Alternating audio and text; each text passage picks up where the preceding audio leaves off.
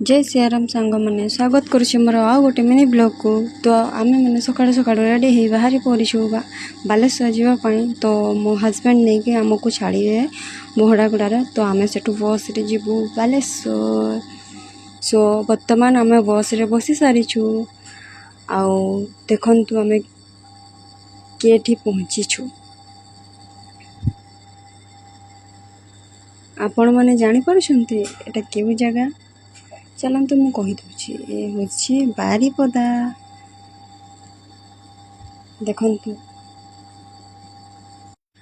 आउ Baripada bus stand रो आमे आउ गोटे बस धरिबु आउ सीधा जीवु बालेश्वर। देखंतु आम पिकनिक फोटो। आउ देखंतु आमे केउ जगह रे पिकनिक करिथिलु। बहुत सुंदर जगह देखि पारथुबे। जदि आपण माननकु मोर वीडियो भल लागिला तो प्लीज लाइक कमेंट सब्सक्राइब कर देबे। रहिली जय जगन्नाथ।